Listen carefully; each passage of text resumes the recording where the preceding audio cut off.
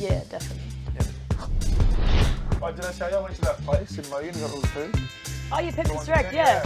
Did you like it? So good. So good. And cheap. I think I spent like maybe, I got some extras. I got like some, Like a sprinkle? What is it? Probiotics for his, sprinkle for his gut. And then also some like treats. But other than that, just for all the meat, I think it cost me like $100 or something. And that'll last me like, And there's heaps, eh? what's that, 20 plus half, that's 40 meals at least. I'm probably feeding him a little bit too much, but he needs it, so it's good. Yeah, because he's a little bit leaner because he runs heaps of daycare. Yeah. I've usually given him 400. I weigh his stuff every day. That's this good. is the habit. So I'll put 400, and it's all kibble, 400 grams. Yep.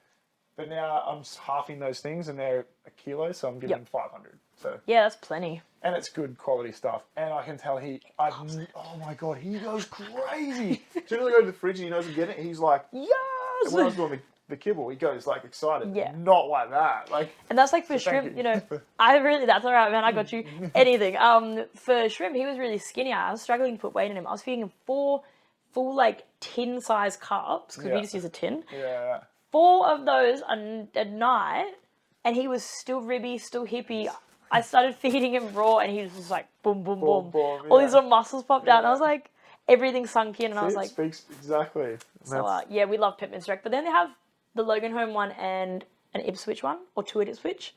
They need them down the coast. They need them everywhere. Yeah, I talked to them about that when I was there, and they're like, we're not quite big enough to go there yet, but we're doing it. We're making our way there. It's got to overwhelm them with people. Yeah, I said, I'm going to get everyone to come in here then, don't worry.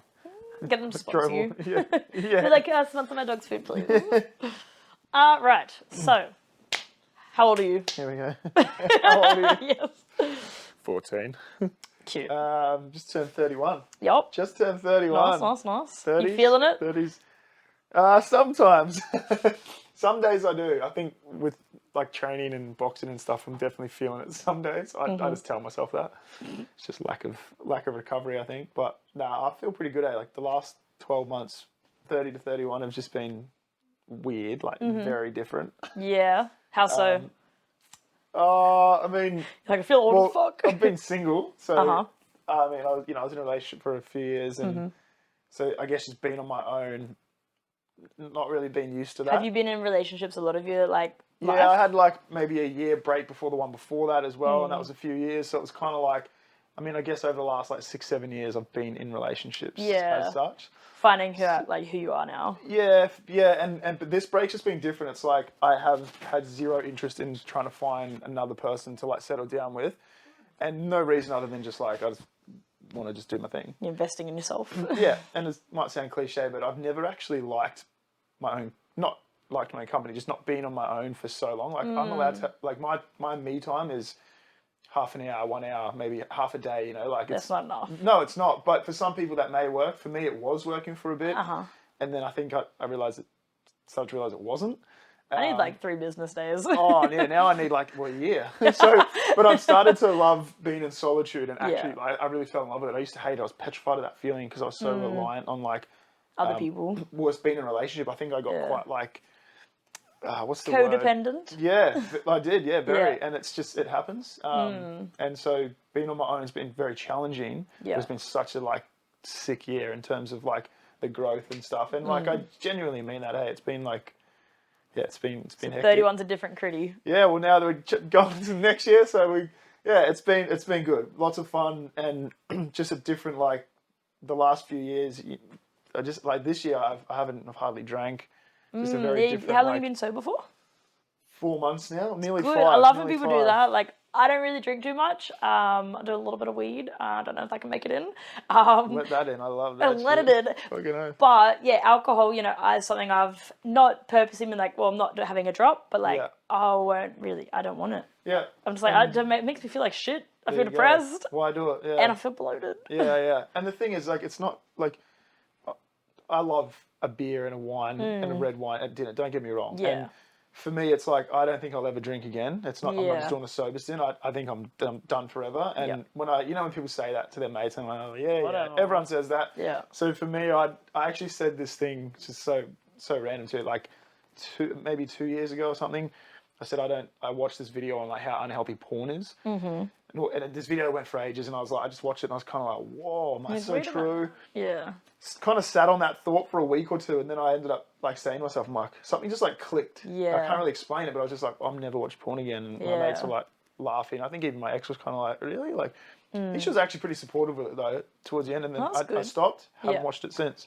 So it's been like a good year or two, like a long time. Yeah. Same kind of feeling went off in my head about drinking a few months back. It's just stuff that doesn't serve you really, yeah. And people go, oh, something's happened, you know what? And I'm like, well, lots has happened, You're like, I for leveled sure, up, but like, bitch. it's not like I'm traumatic. It's like, Yeah. I've been thinking about this for a long time. Literally what you just said. Doesn't serve me. Like, to be fair, I've been pretty lucky. I don't think I've ever really had a hangover in my whole life. Maybe one. I wake so up lucky. and I know, like, I just never feel what people... I feel like the hangovers of what like make you not want to drink. You're like, I know, that's what most people say. I'm like... Not to cut you off, but one time, I never go to Christmas parties, and I went to a Christmas party when I was working at a kennel. Yeah. And I drank myself silly, and I never drink that much, right? Yeah, right. We like went to, when they flicked the food, teppanyaki, then went to karaoke, then went to one club, and I got kicked out of that because some chick stood on me, so I punched her. And so I went to another club, and I drank that whole time when I'd never really drank that much. And the next day I had the biggest fucking hangover, cleaning like 100 dogs' kennels, and I was like, no. I'm never doing this again. Yeah, so that's that feeling, right? Oh. Yeah, and I mean, I've had the occasional time I wake up and I'm like, oh, I don't feel like 100%. Like a bit seedy, yeah. But I don't throw up. I don't I could still go on about my day and like, I mean, I get tired. So there was never that issue. It was just like, I just started to realize I don't like seeing what my mates are like. Some of them, I don't like. To me, it's just poison in a bottle. Depends on the personality, hey. For sure. Changes people. Yeah, and I don't always like the way I am and feel whilst I'm on it and stuff like that. It's a bit out of control, hey. Dude, and like going back to even just the weed thing, but like, you love it or hate it, like alcohol, weed, like, it's not for everyone. It's each their own. It doesn't matter. Like people that go, oh, you can't do this. Shut the fuck up. It's like whatever works for you. Yeah. 100%. Do things in moderation. Anything right, and you're gonna be sweet. Exactly. But like, just do your basic research. You don't have to know your shit or be smart. Alcohol, deaths, abuse, aggression, fights, rape, blah blah. The list goes on. Weed, nothing. Not one death has ever been recorded on planet Earth from smoking weed. Have you ever met a human that smokes weed and then wants to fight someone? No. I was Everyone like, fucking laughs so and is he happy has and... ADHD, right? And now brother, same. Fucking bring that in. Yeah.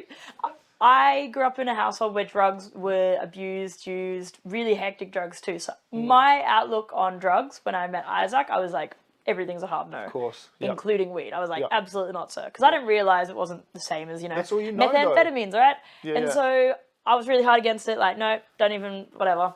Now, I smoke. Not very regularly because I'm scared of my lungs. Yeah. But I see the difference in him. If he doesn't smoke, he has such a hard time staying on task, whatever.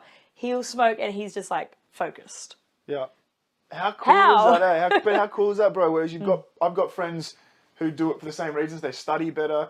You know what? Halfway through my camp, I was smoking a bit here and there, and I was training so much better. Yeah. Then when I didn't, I was like, my coach was like, "What's going on today?" And I didn't And tell you're him. like, I'm leaving. I'm not high.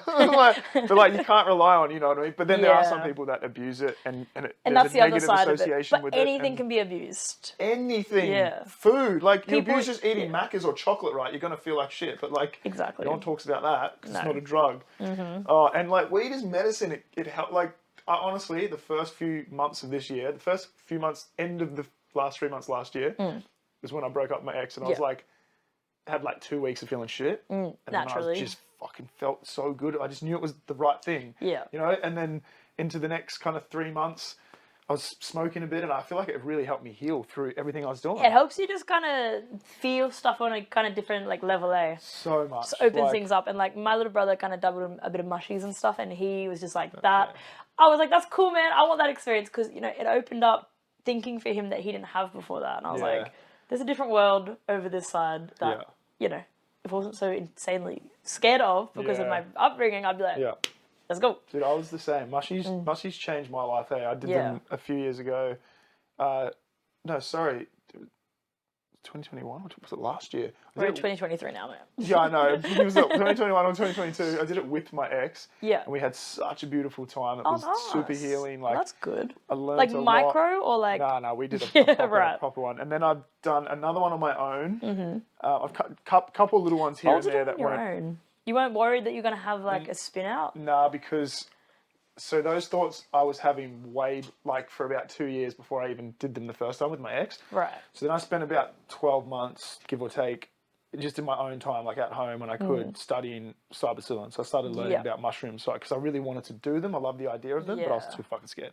I mean, it's fair. So I just did my own research, ended up coming across this documentary on Netflix. You guys should watch it if you haven't. It's called Fantastic Fungi. Right, okay. And it's like... it pretty much just summed up all the study that I'd done in a year on my own in this one documentary. You're like, I'm a genius. I was like, oh god. So it's cool, and for me that was the icing on the cake to be like, you're ready.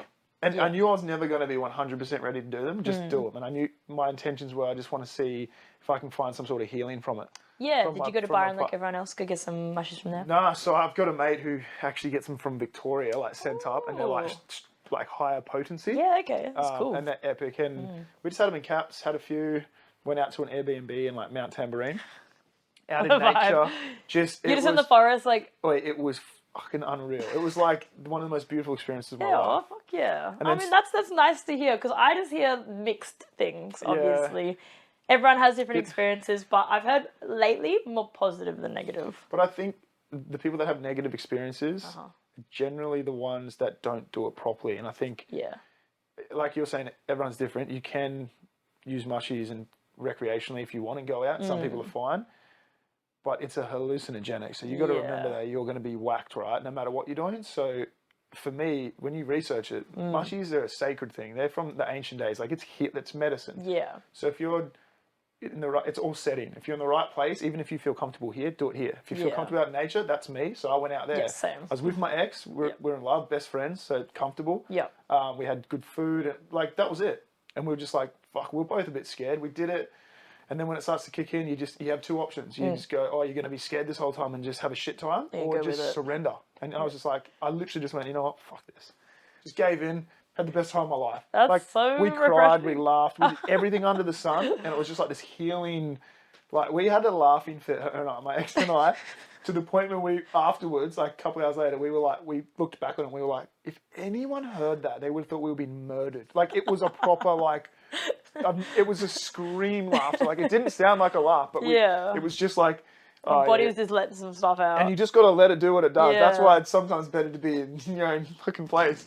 But like doing that shit out in public, I got mates that do it. And that would be spooky. That's drinking if you're on coke and then or whatever, and then you have some mushies. Too many things. And then like doof music, like you're gonna have a bad time. So then and people arseholes too. I guess if you're in a club, like you've always got that chance of someone popping off at you. Well, so if you did that for the first time, you're gonna the next week you're gonna say mushies shit. I'd never do that. Yeah, because you haven't set yourself up right. Exactly, and it's the same thing with like alcohol. Like if you the first time you ever drank, if you just smashed a whole bottle of red wine and vomited everywhere, you'd be like, I fucking hate wine. Yeah. Well, that's like the first time I did weed. It was at yours, eh? Something. This happened to you? Too hard in the back. I was like, brother. But yeah, I smoked weed at yours the first time. Hey. Yes. Yeah, in the bedroom. I believe. Yeah, it was a great time, and I was like, wow, my brain felt smooth. That's the best way I can describe it. I was like, went into work the next day, nothing bothered me. I wasn't triggered. I wasn't anxious. But then I had an edible. We went camping right now, brother. So I'll smoke. I'll never ever ever do an edible. Well, maybe not from his friends. It was a brownie, right? And so I'm gonna hear this. Yeah. We went camping and we took him. We didn't have shrimp yet. And it was at a private campsite in Sarabah, which is like near Canungra. Yeah. And so there's like bulls, there's like a creek, there's just like, it's really nice. We got a swag, a couple of mates, like really good vibe. So anyway, first night, it was a bit windy, whatever. We didn't really get much sleep. All good. Was it the second night or third night? I ate one not because I wanted an edible, but because I was just like, I wanted sweets and we didn't have. Did you have a whole one? No. I wanted a quarter, right? Because I'm very sensitive to drugs. Yeah, you shouldn't be bar careful. Weed, bar all that. I'm very sensitive to drugs. So I was like, I'll have a quarter. And hopefully everything's fine. I was like, just have the other like quarter. So I had a half. Yeah. I literally didn't know who he was. I didn't know what time was. I didn't know how long we'd been there. I literally went from giggling and laughing, staring at the fire, being like, wow, that's so beautiful and magical, like just engaged in this fire, sitting on a camp chair, to like, oh, I don't feel good, eh? And then all I remember is just crying without knowing I'm crying. And Isaac was like, I was asking him, how long have we been here? It feels like years. And I'm just staring at this transformer in the distance, just a light with a cow standing there. I'm just staring at it like, if I stare at it, I'm anchored to here, like nothing's going to take me away. It was the single most terrifying experience of my life. I didn't know who anyone was. Off half as well. Oh, I think I got all of the drugs in the half. So that's the thing about edibles. They can either like be so good or they just whack you. It was so bad. Yeah, and like right. I've smoked weed since then and it's been fine and it's different, great. hey? And it's really like a release. Yeah. But I've never forgot Yeah. who anyone was. Yeah. I was like, who am I again? Who are you? Why are we here? Like, it's like my brain did a hard reset and it was like, goodbye. And you just wig out because then you're like, whoa, this is happening now. I literally was like, you can't go anywhere. And there's like, our fire was like fucking growing. And I was like, Isaac, you cannot leave me. And he's like, I have to go. And I was like, please hurry back. Oh, that's great. So yeah, edibles, love that. So yeah, all right. But you know what? You didn't hurt anyone. You didn't die. So No, there is my point. The statistics are real. Very, very much accurate, but yeah, brownies in for me. Cool, all right. Yeah. So Big rant on that. Now, do you have any siblings? And if so, how many? yeah, I do. I've got two siblings. Mm-hmm. I got an older sister and a younger brother, and then I also have an older stepbrother as well. Yep. So three in total. Are you closer to one or the other, or Oh, none? I would say I'm probably pretty even with my brother and my sister. I'm probably close, pretty even. Yep. My older stepbrother Tim. I hate that term because he's my brother. He's Yeah, been my yeah. brother my whole life. I've got It's a like, stepsister too, and I'm like, oh no, sorry, a half sister, and I'm like, I call her my sister. I don't Yeah. talk to her, but I just say my sister. Yeah, I always say my older brother Tim, but I guess in context for this, we'll be talking in depth about my biological Yep, father, so it'll make sense. Easy, yeah. But Tim probably not as we're close. I just don't see him and talk as much, just at like family events and stuff. But Yeah. that's awesome. So yeah, so three of us, and we're all a couple years apart. So Yeah, nice. mum evened that out nicely. And what's the ages? So my younger brother's just turned 27 this year, I think. Or baby? And then I'm 31, and then my sister's 34. So that's pretty even spread. That's like 3 years apart. I That's think. quite 3 and a nice. bit, yeah. Me and my brother and did sisters are like 2. So Yeah. it's good when it's like that, eh? Yeah. Very nice. Yeah. Cool. So let's talk about your upbringing. Do you want to give us a bit of an insight into that? Yeah. So from New Zealand originally, born in Christchurch. Yep. Moved over to the beautiful Gold Coast. Do you know what age you moved over? Well, I was 7, I think. 7 or Okay. 8. It was in 2000. Yep. Which is 23 years now. Jeez. Next month we moved over in December. So yeah, we moved here. Grew up here. Didn't really live anywhere else. I lived in the UK when I was like 18 for a couple of years. Oh, Did random. traveling and stuff there. Yeah. What made you want to go to the UK? Like exchange stuff or?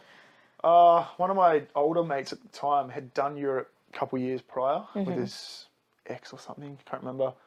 And he was like, I'm going to go back and live and then travel. Do you want to come? And I was like, yeah, why not? You're like, okay. Just finished school and it was either Yeah. like uni or that. Or Open to adventure. Yeah.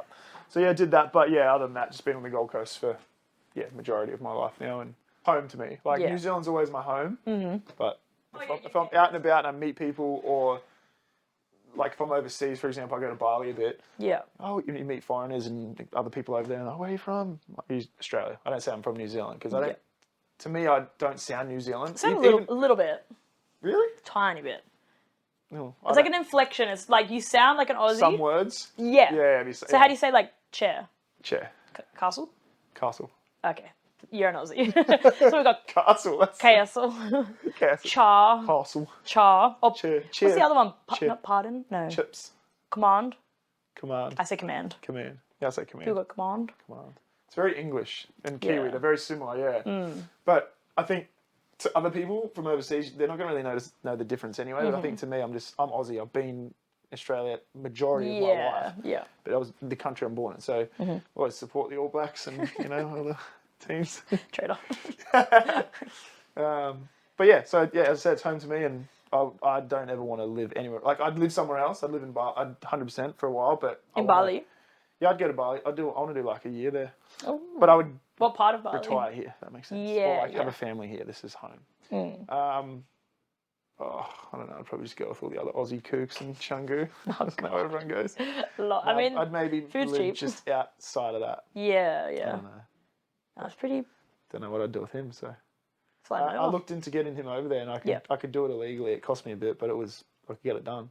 How much we're talking? Like 10 grand? Nah, not even. I think it was Really? like 5. That's max. good as. Pretty good, yeah. So Hell yeah. There's this company that, because a lot of people are scared or don't want to put their dogs under a plane in Yeah. their carriers, which I would never fucking do, by the way. No. But there's a company that's like, you know those planes that like the little like wings and the bloody door and you just like the seats in them? They're not like big commercial planes. yeah. Like that, but the dogs are on the seats in the crates. And so they're not like they're not stowed. Ah. They're the passengers. And there's people that like take care of them on the plane. Oh, I was that's like, sick. I'd so much prefer that. I So want that's that job. it's a genuine like thing, and I was like, I'm so happy I found this. We should start that here. Yes. So moved over here. So when I was, I think I was 4, lost dad. So he committed suicide when I was 4 years old. I think, it wasn't my 5th birthday, 6, 7. That must have been when we moved. So I think it was always in the plan for mum and dad to move to Australia, from what I remember. And then obviously when he passed, it was pretty tough for mum. Yeah, definitely. And obviously for us kids, but we were young. Like we didn't know. I didn't really know what was close going with on. your dad? Like when you were Yeah, younger? super close. And it was interesting because my younger brother was like not even 1, so he knew nothing. Didn't even know him. My sister was a lot, 3, so she would have been 7 or 8 at the time, so she would have understood a bit more. I don't remember. I didn't understand anything, but I struggled the most, which was weird. Mum said you always did growing up. You always needed the most help, and like we had this lady come around. I guess she was like a counsellor when we were kids, and she'd come and bring like the photo album of dad and just show us photos, and it was like to help kids through. I like vaguely remember her, and did you appreciate that looking back on it, or you like that? yeah, for sure, 100%. So yeah, it was just one of those things, I guess. Mum then made the decision. We moved over here. Mum met Mikey, who's dad now, which is funny because my dad's name is Michael as well. That's and then the dad universe. I know. And Mikey, like dad, now if you meet him, I don't know if you've met him. He's nah. the nicest guy you'll ever meet. Like he's always fucking high 24/7. He's We served love in the him. army for 20, 30 years, whatever. Yeah, right. Do you know what he did? Sergeant. He led in the Vietnam War. Oh. He's a beast. Actually, He's I got think some stories. you posted something on your stories recently. His little plaque. Yeah, he's the man. He's 73 now, and like he looks like he's getting on, but he doesn't look that old. He looks a bit younger, and he's just the happiest dude. He's so lovely. He's the best guy Mum could have ever met. Yeah. So it's such a good, it's like it's a happy ending. And so, what in the age end, did he and come on the scene? Like that's a as he's great moved over, question. or like a little bit later? A bit later, a few years into it, and that's a great question. So you're like a teenager when he kind of come on the scene, think? Roughly, yeah, I would have been early, like just started, probably like. Was there 10 any or like 8 or so. butting of heads? I don't really remember a whole lot, but Mum said that I used to not let him sleep in Mum's room. I used to like stay up and not let him sleep in You're there. like, you can't come in here. So he would get on the couch and they'd set up a bedroom on the couch and I would wait and make sure he got into it, and then I'd go to bed, and then when I fell asleep he'd get up. You're like, I'm the man, bitch. Get out of here. I like kind of remember, but not. Mum was like, it was so funny, like protective. And That's kind of wholesome. Yeah. So Yeah, damn. yeah, it's good. Like I mean, it's obviously sad when these things happen in life, and Yeah, I've I mean, spoken it's about this a definitely lot, tricky. and I'm open to talking about that especially for other people that deal with it or may have to deal with it. It's a big thing, especially now, 2023. Yeah, I mean, and it's interesting because when I first messaged you guys, you put up something about vet clinics, and I've been following you for a while from The Voice, funnily enough, and I was like, I can't in good faith let this man go to Green Cross, and I power messaged you. I was like, hey, dude. Save me. And then it's funny because I knew about your story with your dad, and I have a very similar one. My dad committed suicide when I was 6.5, and my little brother was 1 as well. He didn't have any idea. My older sister was a couple years older than me. So older sister, the half sister, she older, and then I had another younger one, and all of us affected differently. So I'm technically the first kid of my dad. Yeah. Obviously half sister, different dad. We don't know her dad. And so for me, I remember the most. My little sister stopped talking for a year, and my little brother doesn't really remember it. So for each of us, it hits completely different, and we deal with it in a different way.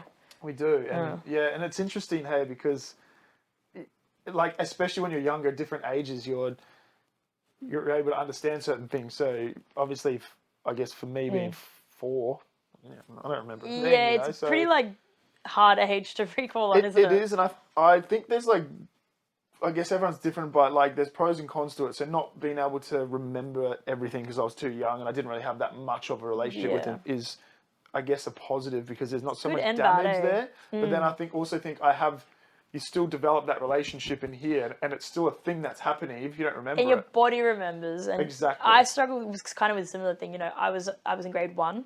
And for me, it was a big deal because he was my best friend. I'd never been close to my mum. I was always close to my dad. And being in grade 1 and the teacher having a little photo of him helping me cope because I didn't know what the fuck was going on. I knew what had happened, kind of. But it was formative years of your life, and it was in 2000 when he passed, so that's been 23 years. Yeah, well. 23 years without that relationship, but I still feel very close to him. So for some people, they go, I don't really know them, like, it doesn't really affect me. For other people, it's like, yes, you didn't have that time with them, but it affects you different. Yeah, it can affect you more. It's like you had all those years without that relationship. And I think that's why I struggled so much growing up. I mean, my sister probably did too. Maybe did a lot of internal struggling that no one knows about. Maybe my brother did. Who knows, But personally, me, I was struggling a bit, and I think it was because in my head, it's like, I don't have a dad now. I'm not going to, all my friends did. And it's a bit weird, hey? Like Father's Day comes around and you're like... Yeah. And it's like just having that father figure there. And then like Mum met Mikey, and it was like, that was obviously a few years later. And then that's still the early days. And then that takes a while for him to come in and actually be dad. And do stuff. Exactly. And like, he was a lot older too. And it was like, he did what he could with what he could, and he taught us everything. Like everything that I can do now, it's him and Mum, and it's so it's amazing. But I think growing up in that little gap there, where I didn't think I'd ever have a dad, and so that kind of sticks to you. And so, how was your relationship with your mum? Were you close with your mum? Yeah, I've always been even before your dad passed. I've always been super close with Mum. Still to this day, she's That's like so my best friend, and I love her. So that's always been awesome. And she's like her and Dad now, like these biggest supporters. Like they're there front and center every gig, even if it's just a shitty little gig down the road. Like, this is for my mom. My mum, put your shirt back on. God damn it. Her party trick said she got false teeth. She'll take them out. Oh, I love that shit. It's me too. It's funny. She got a lisp, and we always try and get her to say like just any word that starts with Slippery S. snake. So. Oh, bless her. Yeah, no, super close with Mum. Yep. Love her to death. So we love Mikey, and so your dad's nickname was Blackie, was it? Yeah, well, that's his nickname. Yeah. Blackie, Michael, and everyone called him Blackie. That was just his nickname. I think it was his nickname when he was in the force in New Zealand. Police force. Oh, so did you say police? Police force, he was. Yeah, when he was a bit younger. I think that was where he got the nickname from. So it just kind of stuck. That's what everyone calls my sister too. That's really? More her name. And you didn't get Blackie, you just got Chriddy? I get it now and then, but Chriddy's stuck more than Blackie. Yeah, listen, I only say Chriddy. I'm like, I know your name's Chris, but I'm not saying it. Yeah, Chris sounds weird. So touching on like your dad's death, do you know much about like how he kind of did it or the circumstances surrounding it? If you're comfortable to talk about that. Yeah, of course. Yeah, he so he was a cop, and then he was, I think from memory, like released from his position on like, I don't think he was like doing too well there. Like mental health. I think so. Yeah. Or he was just having issues with the boss there, and like it was just all that kind of bullshit. Shit happens in the cops. So he left, he retired from there, and then I think might have been just like chilling, like retired for a bit or something. Then he got the job at like this local factory, this big like milk butter factory or something. Like the biggest one in our town. Everyone knew what it was. Yeah. Something to do with like butter and milk and dairy. I mean, that's all New Zealand's about, hey. It's like you got dairies, you got places you make the dairy go through. So it was something like that. And gotta love New Zealand. And I think he was, from my knowledge, like he was enjoying it. I mean, this is the thing, right? You never know. Well, you were 4, you had probably not too much of an idea. Zero, but Mum as well was just like, no idea. There weren't really like signs as such, and there never is. And that's the saddest part, right? And so it happened at work. He did it whilst he was at work. He went in there maybe like after a shift, and I Yeah. can't remember all the details, but cut himself. So that's pretty hectic. to think about Yeah, that, like to do that to yourself as well. he must have been in pain, but Exactly. internal pain that I guess no one knew about. 100%, yeah. And then, so that was it. And I think he was found by like another worker or like a friend, and then they, no mobiles back then, because mum Oh, was yeah. like bringing the home phone to ringing the Gosh. factory and the cops, and it was just all Bit of and then confusion.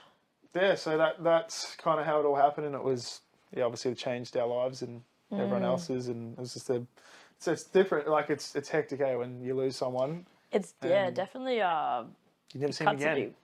bit. Never gonna see him again. You know what I mean? And it's like, like life is way too short. It's not worth it. It really is. It's just not worth it. But that's the hard thing for some people. Like my dad, he was very sick. He had lupus, and for him, it was a way to end the suffering. Like Yeah, he of had a course. lot of other stuff going on, which I'll touch on my. I'm doing one of these. Yeah, of course, But for some people, it's a means to an end. It's not like they don't want to be alive. They're just like, Yeah. I just want this to stop. Yeah, how do I stop it? But it's And definitely then you not get worth to a it. point where it's like, this is the only way I can stop it. I'll just die. It's Yeah. like, no. That's So not. many other ways. Have you laughing. tried mushrooms? Yeah. Fuck. Have you tried putting down the beer? Yeah, I mean, alcohol, especially for back then, that's a big one too. It's Huge. just studies now. It's like that destroys your brain. Yeah. It's just easy to rely on when you're not. Just whenever you're not coping. There's no with regulation day-to-day. for it either. You can just go Yeah. to the bottle and buy as much as you want, and then just leave. And this is what's wrong with, like, the world, really. Yeah. We were never taught how to regulate our emotions, how to deal with what's going on. Especially men too. It's a more Alternatives. these days. It's better, but Yeah. probably back then for your dad, he might have been having something go on and not being able to talk to anyone. Yeah. You'll be right. Like. Oh, you feeling shit? Oh, anyway. Yeah. How about this? Like, Yeah, and it's I'm not all talked for about. like masculinity and having that alpha. It's got its place though. Of course, Yeah. but I think if you can understand your masculine energy and feminine, like you need to be able to cipher through the both, but like in a good balance. It's very hard to do the both, but I think that's what makes a pretty good fucking human. Yeah, makes You it know what I mean? well-rounded. There's people that are just like, just hard and that. It's this, it's this, it's this. It's like, man, but you're Spoon of hurt. concrete, mate. You're hurting the most, though. You can Yeah. see it. Like, Yeah. What do you mean? Just with that response. Your energy, okay? Oh yeah, and there's the old school way and the new school way, but the new school way is also like very, like borderline, like that's soft. You know what I mean? Too much. You need to also have a bit of. agree. So that's why I'm saying a bit of both is good. And that's why, this whole podcast came about, because I, as a person, have with my friends and people that are in my circle, very in-depth conversation about these kind of things. Because for me, when I was younger, this wasn't something I could talk about. Suicide was very taboo. It was very like no one else had been through it. And for now, it heals me. And other people, you hear their experiences, other people hear that, and it's like a very fucking blunt way of being like, yeah, this happened. This is what you can do. This is how it affects people. And I think, sometimes being too soft, like the "Are you okay" days, and they're like, you can't say this. It's like, fuck that. Nah, Like, it's got to be a good balance. Just like your masculine and feminine energy, you need to have a balance for approaching stuff, being a little bit of a hard ass, and just kind of like, And it's never going to be perfect. no, but like, you can just try. of course, yeah, and it's really not that hard to be like just to be nice, right? Like some people just Just be struggle with it. kind. Just so. Yeah, and I think that's the biggest thing I've actually learnt this year is regulating my emotions. Like I've had such a big reflection over the last couple of years, especially with my last relationship. Yeah, is that something you'd struggled with previous? Oh, heaps. Yeah, Yeah. just like I thought I was okay at regulating my emotions, and maybe from time to time I was okay. Yeah. But like looking back, it's like no way. Not even. Yeah, It's just, right. Like whereas that's the biggest thing I've noticed, and it wasn't like I was trying to work on that intentionally. This year I just set to myself when I realized okay I am enjoying being in solitude, and it was kind of a scary shift for me. I was like, fuck, this is weird. So then, You're like, hold the phone. dude, and you know what happened as well? I went on like I haven't really been on like a date as such this year, and I mean like as in I mean, that's good though. so good, but Yeah. like as in, I'm talking like wine and dine, taking someone out and like Yeah. proper date. I've been on like a couple of walks and gone and got some food or whatever. Couple of Tinders. Oh, but Hinge. Fair enough. I met Isaac and Bumble. Yeah, well, there you Good go. man, good Bumble man. and Hinge are the best. But I it's so funny too because when I tell people this, people just like roll their eyes. Come I'm on, like, dude, lay it I'm on me. actually this conversation. Like, I've actually been the biggest loner this year. Like, I've kept to myself so much more, and like I got my mates out partying and sleeping around and doing this, and like, yeah, I've had, like I said, I've caught up with a few friends. I've met some people and stuff, but I'm like, you probably are so wrong about how you think I've actually spent my year being single, knowing just looking at my Instagram. Yeah. Or, you know what I mean? It's fake. My Instagram's not real. Don't look at that shit. Social like, media ain't real in a not whole. real at all. And I'll be Yeah. the first to say it. It's like, but that's all you can go off, right? When you meet somebody, that's the only judgment you can have as such. And so It's good guidelines, but it is. But I don't personally. You look at my Instagram, and if you didn't know me, it's probably hard because you do know me now. I do. But if you were just to come across me, if someone sent you my profile, hey, look at this guy. No matter what their purpose was, you're just like, okay. You go through it and you'll be like, oh yeah. regular. I think I'm nothing like what is on there. I think that's a very accurate statement. Yeah. But it's interesting though, because like, you know, for your stories or like when you sing, especially when you sing, even before I met you, the way you sing, I was like, this man is soulful. Like and then when I met you, I was like, fucking accurate. Yeah. But yeah, the way people talk and carry themselves and like where you talk on your stories, it's different to like other men. Yeah. You know, you're just like, yeah, whatever. Like you don't I'm care just me, to know, make a like, fool of yourself or like other 100, stuff. exactly, But there's that's other guys me. like, yeah, boys, we out here Yeah. concreting, doing Nah. stuff, and you're like, so anyway, like, Yeah. I don't put filters on. Like, No, that's good. I'm anti-filter. Don't get me wrong. I like a nice preset where the colors look good and your Yeah. photo pops. I get that, but I'm But the ones talking where they like like smooth the skin and make you tan. ulti, make you look thinner or this and that. And it's like, Yeah. it just sets an unhealthy. I get. Okay, we won't even go into that. Yeah, that's a whole other nother podcast. thing. But yeah, I legit. agree though. I We agree. said Like it. young girls coming up in this day and age, there's filters that do not glitch. No. Your hand can go over them. They think that is real. No, You know, that's it's not called real, man. Catfish. Yes. We're getting catfish. Everyone's Like, gonna damn, they'll you meet meet up and they someone. won't know what the fuck to see. They'll be like, An old 40-year-old man. Hey, I'm Bianca. You look a little different, babe, but Bianca, what's with Been a while. the hairy nipples? yeah. You know, fuck. But No. yeah, it's that's life, huh? Yeah. But yeah, like I was saying before, a couple people that I know will not post stuff without a filter. Yeah. That is just yeah. terrifying Yeah, to I me. know. I do like a filter for if I'm too lazy to put a preset on. For like, I do like to edit photos, but more. Yeah. I just like the There's a process. difference between yeah. But yeah, I'll chuck a filter on. But if it changes my face, get rid of that Yeah, shit. of I just want course. colors. And that to me, like when people, if you can't post it without having some it's sort a of problem, alteration, man. it's like that's insecure. That's all that is, right? Yeah. And can't get into. I don't know who's going to be watching this, so I won't get into it. But I've had past relationships with that issue. We all have insecurities. I've still got insecurities. I mean, forever. Everyone does. No Don't one's get me wrong. perfect. No way. But yeah, I think when you're around people, whether it's in a relationship or friendship, family, they're all relationships. If you're around people all the time, or that kind of energy where I've been around people basically that just unaware of a lot certain of things, the Gold like Coast insecurities and stuff, and it's like, yeah. and it's hard to have that conversation with someone and help somebody as well, and it just stuff like that. So I think people take it personal too. Like going back to people are a little bit sensitive about stuff. I see that as a massive health issue. Someone that can't. this generation. It's It's a massive issue. everything. Yeah, everything's like- triggered and this and that. But it's like, no, I'm looking out for you. Like this is a problem. Maybe you have a look into why you feel like that. Yeah. But yeah, it's interesting. Like I used to live down the coast for a little bit, and I was kind of with the crowd that like the diving, paddleboarding, surfing. Like didn't really care what you look like, but a little bit aware. Yeah. And then there's a whole other spectrum of people that like fake titties, like the lip injections, Like everything. perfect makeup everywhere they Eyebrows, go. eyelashes, lips, nose, And so I was neck. around that a little bit. I was around more the surfy kind of type, which was great, and I frothed it. But then I would see by proxy, all these other people. I'm like, what? But what Where are point we? does that serve, right? Yeah. And now I work, out Jim Boomba way. No one gives a fuck what they look like. They're, hats and just whatever they're wearing. It's like, We never used to have this shit back in the day. Like, there was no Yeah. such thing as phones, let alone filters. Why are you trying to adjust the way, like, God made you? Like, It's fucked. this is you. Like, just love it or, it's sad and, like, it's unfortunately. the country is very just- refreshing for that. I'm like, I love it. And Yeah. but I just don't like being around that kind of stuff. that's fair. It's shit. It's like, So do you struggle then, like, down the coast? Like, do you find that you see that a lot? Or not too much in your circle? Well, because I avoid it, like, television. I'm not looking for it. You know what I mean? Yeah. So I stay away from that shit now. So it's good. But like, don't get me wrong. To be fair, like this year I'm going out like once. I fucking have not gone out. I don't like going out. It's an age thing too. I'm getting older. Like, it's just a young crowd. I can't deal with people. Now that I don't drink, I've done 2 nights where I've went to like an event at a birthday thing. Then we It's a lot, eh? went out. Oh, I just got so high and had the best time. But I was Love like, it. I like would get to like 10, 11, whatever, start to get a bit tired. Drive a couple of friends home, got home, got Yeah. a feed. We went to bed, got up. Beautiful. Feels sweet. And I'm like, first, this was earlier in the year, and I'm like, I could do this way more. Like, Yeah. I could just go sober. I started to enjoy myself without drinking. Went to a couple of things sober completely. Yep. Went to a couple of things and had a joint. I'm like, I'd much rather do this. I'm chill.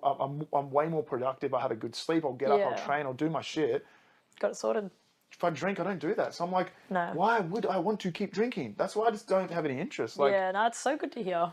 but again, in the same breath, I'm going to contradict myself. Maybe I will one day. That's just But right there's now. not I a have pressure. no, I guess there's not a pressure. No, exactly. And the This difference the is thing. like, you're like, oh, I'll have a beer because I want a beer. Like, you're not restricting yourself. Kind of like with, vegans and vegetarians. It's like, Exactly. obviously that's a point that they like don't want to, but Yeah. some people are boxed into that and they're like, oh, well, I need to for a health thing, but like, I don't want to break that. Yeah. For you, it's not like restrictive. It's like, I don't need to. It's a choice. And Yes. right now in my head, I have no interest in drinking alcohol ever again. Yeah. Does that mean I'll never drink alcohol ever again? No. I might drink in 10 years. I might just go, fuck, I want a beer. Yeah. I might never drink Have again. even like fancy little cocktails. Like that's, you don't. I'm not a cocktail guy. Yeah. Like, I'll have a long My friend Long got me a Island. pina colada the other day, and it was I delicious. don't mind pina because it's coladas. all slushy, and I was like, Yeah. "Woo!" But then we did an escape room straight after. Have yeah. you ever done one of those? No, I want to though. All right, so you need to go to this place called Lost Locks, and they have one that's completely in the dark.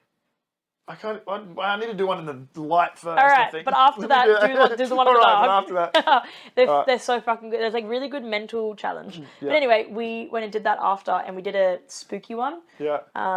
which was very hard, by the way. We did not get out. Yeah.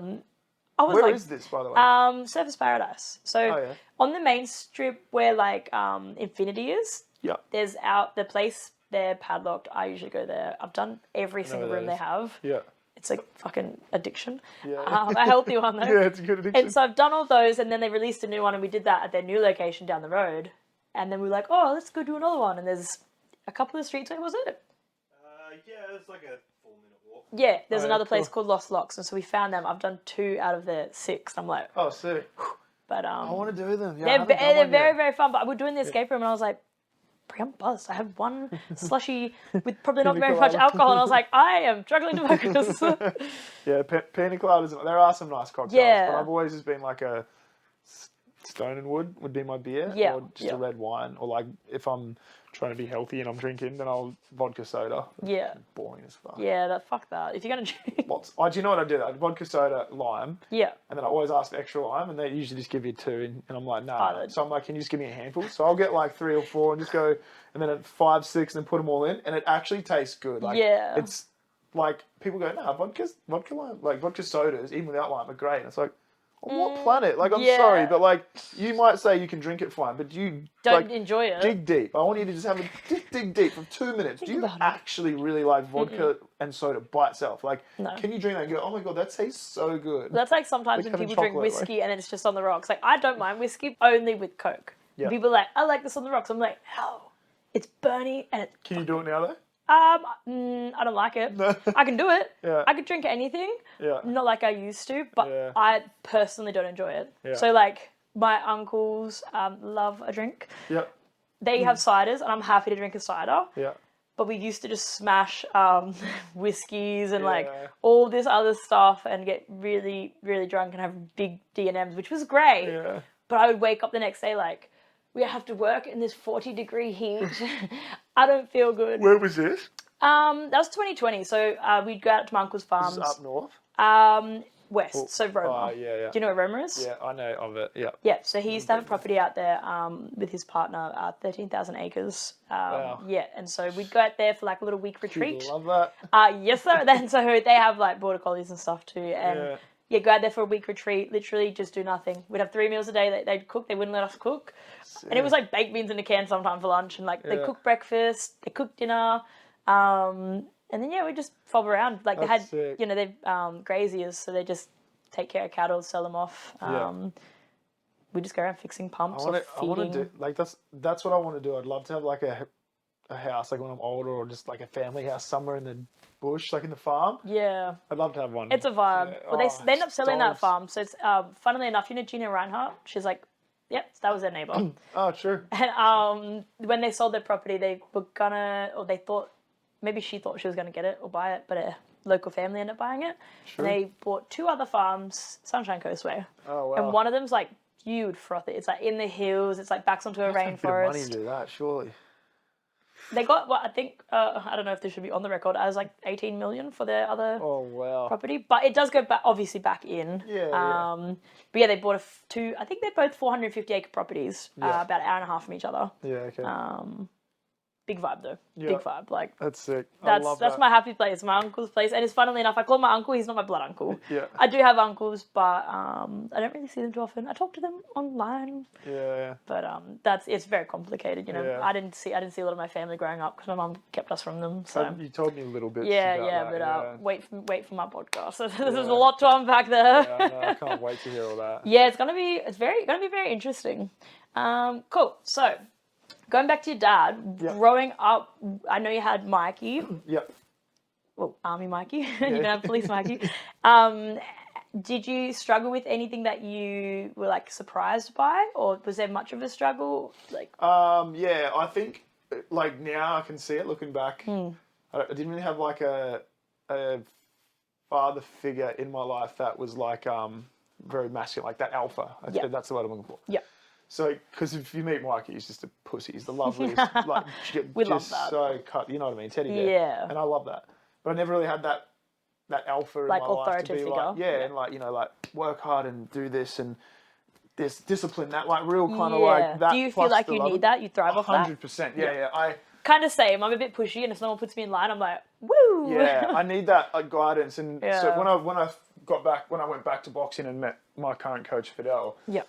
he has been that other kind of father, that That's alpha for nice. me, and he's like a dad Yeah. to me, and he's like a brother to me. He's my coach. He's honestly one of the best coaches in the world. Like he sees everything before it happens, That's cool. and he's just a hard ass. Like he's there for you, and he loves you, and How he old cares is he? about you.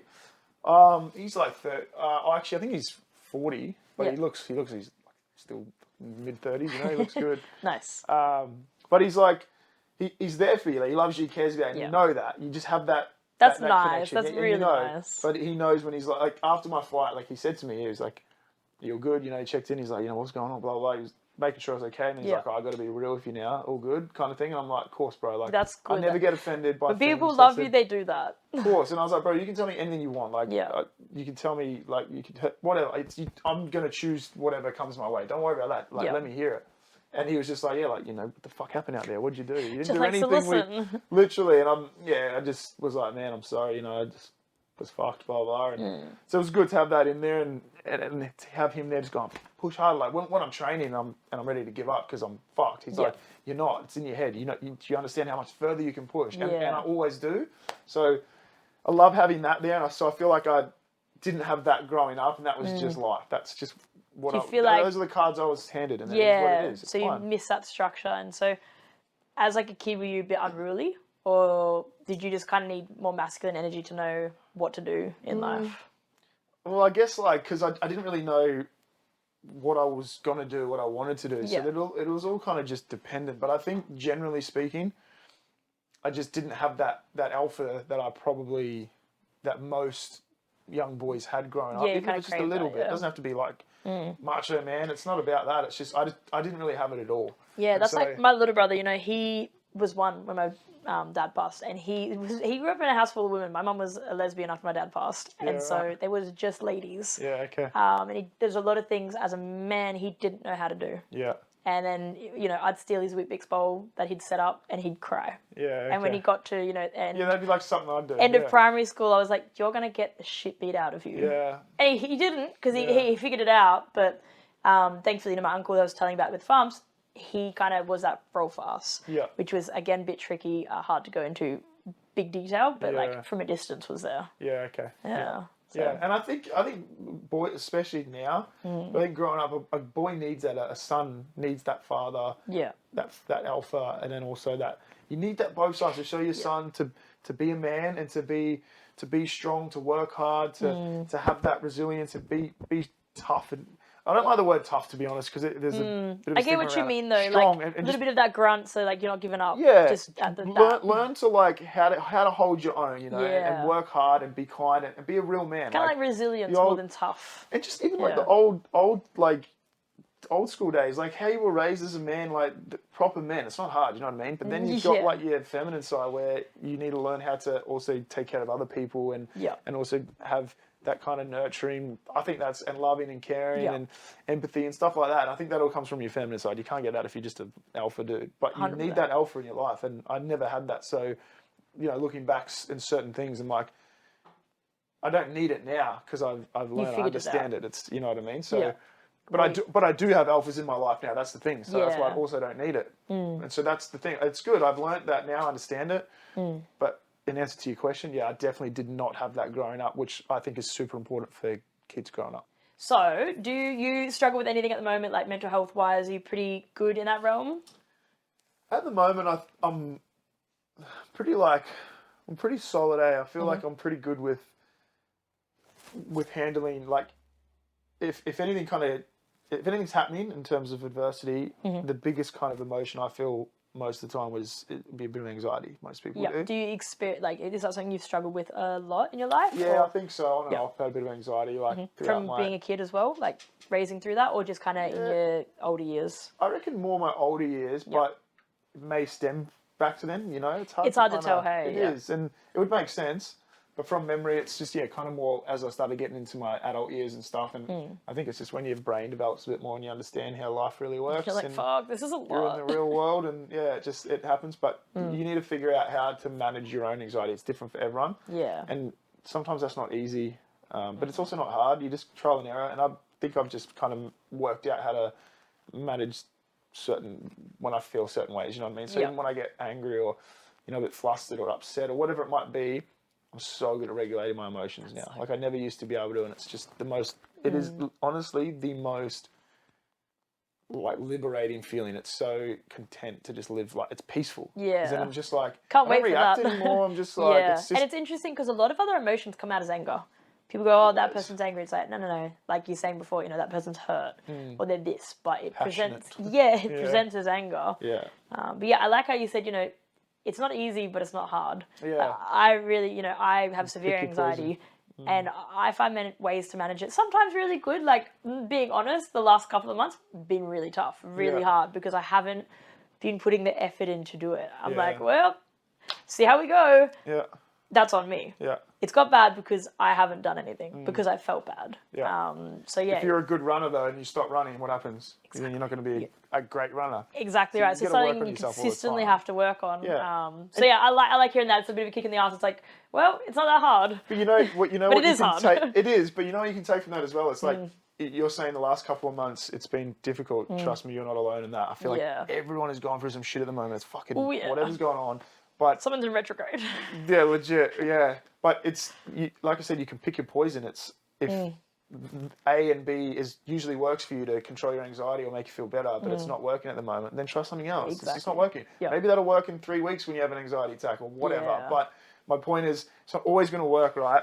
I used to do like a lot of breath work stuff to kind of help, and it was helping. And then I just found it wasn't really. Yeah, it didn't serve wasn't you. work. Yeah, and I still love it. Do I you think go in the breathwork- ice bath realm?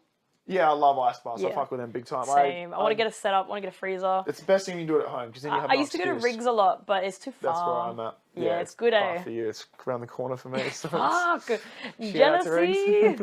Yeah, I'm there quite a lot. Yeah. Especially when I'm training quite heavily. I try and go to Rigs like 3 or 4 times a week. So it's I definitely am trying to abuse the ice baths. I rate them for sure. I think Yeah. they're super good for you, man. There's so much study Well, behind it's it. interesting the with best like thing for- dopamine spikes and stuff. Like drugs, you'll get like a spike of. I'm pretty sure it's dopamine. Maybe not. Maybe something else. Yeah. And it'll wear off in a certain amount of time, so you're coming down off that high pretty quick. Yeah. Something like an ice bath, it lasts for hours. Yeah. And the things it does to your brain is phenomenal. Like skydiving. Have you ever been skydiving? No, but I want to. But I am good. terrified of heights. Me too. That's why I did it. And Yeah, it when didn't- did you do it? didn't How help. old? I was still scared. I've done skydiving 3 times now. 3 times. Both. The second time, were you like, fuck. So no, second and third time, was so excited, couldn't wait. The first time I just hated it because I didn't know what to expect, and then Yep. after I'd done it all, I'm like, it's not that Could you scary. breathe? Did you feel like you could breathe? Yeah, you can. It's Okay. like, when you land, like when they pull the chute, then you land eventually, you just like can't wait. You want to do it again. It's over, and you're just like, wow, it's like, you got to enjoy it. You got to let Yeah. go of the fear and just fucking enjoy it because it's over so quick, and then you're like, no. So I'm glad I've done it 3 times now. I did 1 in Byron, and then I've done 2 on the beach at Cooley, Kira. Yep, They yep. always land there. Love Kira. Yeah. So yeah, it's good. You should do it. I'm definitely gonna Definitely do it. It's the thrill, and that's the same thing. It's like ice I mean, I'm bath, turning doing 30 in January. Oh, might as well pop that hint. one out. that. Hint. Exactly, excuse me. Birthday present. Skydiving Oh, I'll go by myself. or a trip to Europe. I'm just trying to have you out here. What else do you like? Nothing. No, cowboy stuff. Pony? Monster truck? Yes. I'll take motorbike, please. Thank you. And a monster truck. Motorbike can be in the back of the monster truck for you to get.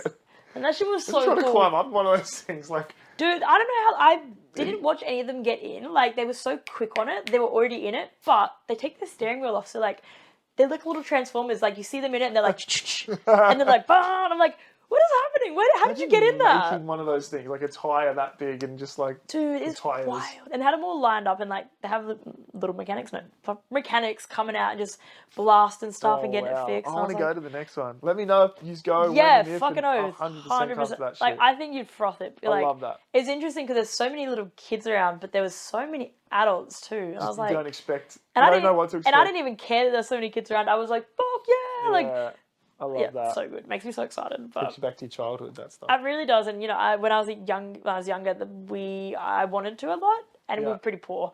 So I mean, I don't know if it was because we were poor I didn't go, or because I just wasn't allowed. Yeah. But I always held on to that. I was like, I'd see monster truck signs and be like, Yeah. and then I seen it pop off, and I was like, Isaac, we should go. We're going. And he was like, fuck yeah, and then we did, and I was like, this is the single best decision we've made all year. Yeah, 100%. We're doing this every year. We were a little bit late. We took an Uber, and we were in the main, like, ticket area, Yeah. not even in the arena, and we both heard it, and we were like, whew, and we just started running. Like little kids, we're like, That's yeah! sick. I love that. Just- At a stadium too. That's cool. Oh, it was just echoing off everything, and I was like, Do you know if they're doing it again? Like, is it going to be a... that's the first time they've come to Australia, so Monster Jam was that. It's American, but I know... Oh, that was Monster Jam. yeah. Oh, right. I remember them. Yeah. I remember that name from back They in have the like day. little RC cars and little Yeah. things. Oh, surely they'd make that a yearly thing. I Make it think an they will annual- now because that stadium was pretty packed out and they did like multiple shows. But I don't want to wait that long.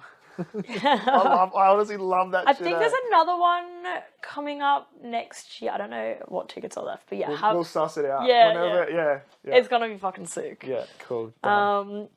All right, so you don't really struggle too much with mental health stuff now. It's more just when you were younger, a little bit of anxiety, and it pops up here and there. Yeah, Yeah. and like, yeah, I mean, don't get me wrong, I have my days, we all do. Yeah. Sometimes, you know what I find for me, and I reckon a lot of people can relate to this, is now there's so much happening in the world. If you're working, whether it's online, physical, study, just so much shit is going on. I feel like everyone's brains is constantly non-stop. So There's I feel no like reprieve. a reset day is just like have a day off. Like you can have a day where you do nothing and you can just turn your phone off if you can afford to do that, or you're in the position to do that. Yeah. Put your phone on silent or do not disturb or whatever.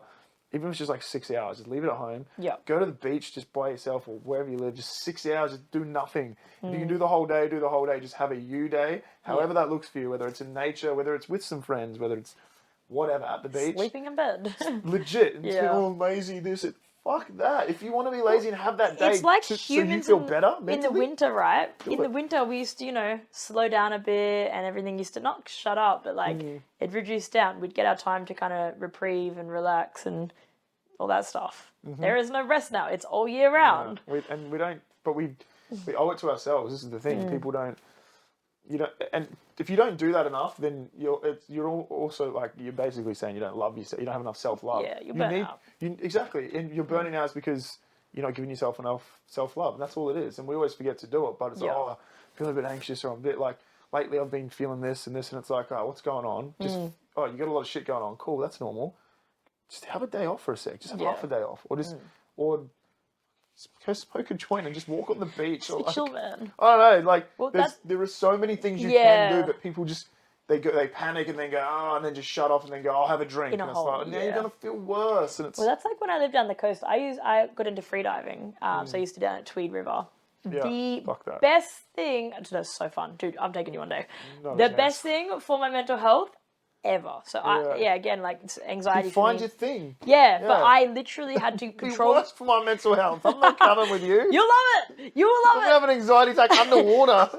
Yeah. Well, you have to control your breathing. You have to Yeah. trust. And you Just have what? trust that you're not going to die. No, there's not going to be any sharks. There's no sharks in the Tweed River. Yeah. Barely. But like, you're floating down there and you have to be calm because if you're thrashing around, you waste your oxygen, you have to come back up. And so for me, the first time I got in, I did have a panic attack. Yeah. It was freezing. I had a wetsuit. I'd never worn a wetsuit before. It was compressing my chest. I didn't trust the person I was going with. I was like, I got in and I was like, fuck. And I had Lots to of crawl up things. on a rock like a dog. Like, and then the second time I went, a little bit less. And then now it gets to the point where I crave that. I used to go and do it daily. And You have the things on, the yes, you got like a snorkel and you got a mask. So snorkel so you can breathe up. Yeah. And then you just hold your breath, dive down. It's not gas. Oh, it's not a tank. That's scuba. Oh, I'd like right. to do scuba, What's but free diving? free diving is just to hold your breath. Oh, and they use the little thing. Some of them. Or is That's that different? spearfishing. So that is free diving With with a spear. okay. And so that's a spear gun, and so that's pretty popular. I've seen those things. I used to dive with some guys that would hold their breath for 5 minutes underwater like that. 5 minutes. Yeah, wow. So my breath hold used to be like 2-ish minutes. That's cute. I did 4 minutes 7. All right, try moving around in the river then. Use your current. I would never you do said it? that. Would you do it in a pool? I just did it in my when I was used to do breath work. Oh, static. Just in my, Just holding your like. Yeah, but it's Yeah. like. a lot I of used to breath do work, Wim and Hof then- to train for free This is diving. Wim Hof's one that I did it with. Yeah. I did it was like 407 was my record. I got nearly a couple of fucking those, died. but when you go into Yeah, I know it's very different. it's crazy because I used to get 4, never 5, but like 4 minutes, and I'd be Yeah. like, "Whoo, I'm gonna can be do so a lot. good," and then I'd go in the water and I'm like, "I just got to 2. Different, I yeah. barely got to that." Yeah, I used to do underwater in my pool breath holds for like Yeah, 2-3 minutes as well, like pretty solid. yeah, that's wild. But I was never moving. I was always just holding myself under. Yeah, and see, I think that's the difference. And everyone thinks, "Oh, that's not that long," but then you get under. 30 seconds is fucking forever. Especially when you're moving. Yeah, and you do have to move slower, and like you have weight belts on to help you kind of go down a bit. Yeah. But just say like I'd go to Kira. So open ocean's a bit different to like the river because you're like anything can get you. Yeah. The Kira is so beautiful, and it's 8 to 10 meters down. Yeah. There'd be like these what are they, eagle rays? They look like the most magical yeah, things in the cool. world. They're like look like they're Yeah, flying, right? And so yeah. I'd be watching them and following them and going down, and I'm like, I don't have any oxygen left. I'd go back up. Can't go super fast, but you go up, and I'm like, damn. Yeah. I was so mesmerized by that thing. I completely forgot about this thing. But when I started, I was like, oh. Yeah. But yeah, my mental health improved so much with that, and I think. Okay, yeah, maybe I'll do it with you one day. Yeah, it's so good. Everyone, Isaac did it. You did it. He relaxed into it, and I think like he could probably attest what I'm saying. Like, yeah, it's just wild. You're just like, I have to relax. Yeah. And if you don't, like, obviously you're not going to be going down. But Yeah. Maybe No, I'm keen to yeah, do. you just like it's cool. you have to come up because your heart rate's going up. You're about to sort of hyperventilate. You're gonna lose your breath. Yeah. So it's like I don't want to be underwater when that's happening. I'm gonna accidentally suck in water. Yeah. But in that same breath, you always have to go with the buddy. Like, there was a guy who was an Olympian, and out at Palm Beach Reef, he was a spear fisherman. I forget his name. Maybe Chumpy. I don't know what it was, but he died. Yeah. Right. He had a shallow water blackout, Yeah. and Is that from hyperventilating? so he probably just held his breath too long. Yeah. So you can hyperventilate on the surface to kind of get it. Like with Hoff, you're like, and then you go You can under. hold your breath longer, but that you can pass out when you do that too. You can, yeah. So when you are free diving, you get like spasms in your diaphragm that say, "Hey, I need oxygen." It's like cool. I think it's carbon dioxide buildup, and so your Yeah. body's like saying like, So then you go "I up. need oxygen." And so sometimes, or most of the time, when you're learning to go for a longer time, you feel a spasm and you go, and you just swallow. Yeah. So you're like, you got oxygen, and you didn't, and so you're tricking your body. And so sometimes you can black out because your body Yeah. literally needs oxygen. So And if it's no like, one's around, then you're fucked. well, yeah, that guy, he just sunk to the bottom and they found him there. And he had a weight belt, so he just to the bottom, and then he had a unborn baby on the way, and okay. yeah, I think this was like 2020. It was really I do horrible. I do remember hearing. But he about went that. by himself, so If you have free dive for someone, because then they can rescue you and bring you up. Freediving. Not that you will, but anyone else listening. Yeah. On that mental health topic, is there any organisations that you're aware of that you like, that you're involved in, that you want to bring to light? To be honest, not really that I'm involved in. There are obviously plenty out there. Yep. There are a few. I don't want to name any just because I think I just want to stand for like what I stand for. Yep. There's a lot out there that are very good. There's some out there that aren't so good, and you've just got to be careful with. And I'm not implying or saying that any company or organisation are like that at all. But you hear stories, and I've heard stories and stuff, and you just want to know that your money's gone to the right place always. You just want to have that trust. It's kind of like RSPCA, you know. A bit. Sometimes you hear things and you're like, "What the?" It's like most charities, though, honestly, in life. Like, if you do your research properly, like a lot of that money doesn't actually go to that where they say they're going. That's how they make money. They're a business. Like, and so personally, like my mission, kind of moving forward outside of music, is I want to help troubled youth. We didn't even touch on new music. We'll have to do that. Yep, so troubled youth. Yep. Yeah, I want to help like young kids and teenagers, even adults that are just troubled and that are going through shit, or they think that the only answer in life is the one answer. And I want to help kids and be like, it's not the way. Like I've been there, I've lived that. I was a little shit. And I just want to help. That's what I want to do. I want to like mentor a little bit. Yeah. Yeah. And so like I want to be able to help physically, so I know I'm doing something to help people, whether it's with disabilities or young troubled people with mental health issues. Do you have a plan for that? Is it just kind of Oh, it's a bit. Oh, I've got a plan. I've got a massive plan in place, and got a couple other people like semi on board. That's awesome. It's going to be more like next year's vision, and then into like 2024, into 2025. Sorry, even. Yeah. It's going to be like a long process. A lot of work goes into that kind of stuff, for sure. And I'm so passionate about it, and I can implement music with that. You know, like it's incredible. So that kind of stuff is like where I want to direct people and guide people into those kind of like go to real people that are there helping you. And if I'm ever like donating or giving or whatever, I'd love to do it personally myself. I've donated in heaps when the fires. I set up my own GoFundMe when those fires were in 2020. Yep. Raised a few grand just for like two different organisations. One was Salvation Army. Yep.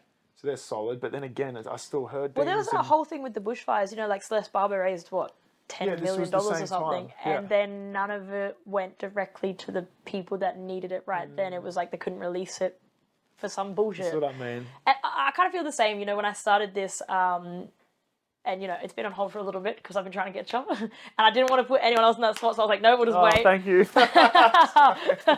But yeah, you know, for me, I was struggling when I was looking for mental health charities, and I wanted not a little one, but like, you know, I know like people like Willem Powerfish, you know, he donates a lot to Lifeline, but he personally goes into his community in Tweed and helps the elderly, the disabled, the people that need help. You know, he does like this massive Christmas thing where he bloody I grew up with Willem. Yeah, I've actually got one of his canvases in the next room when he did all the stuff. I got a lot of time for him to watch his shit. But yeah, you know, he goes into the community and he puts fucking hundreds of presents under a tree. Yeah.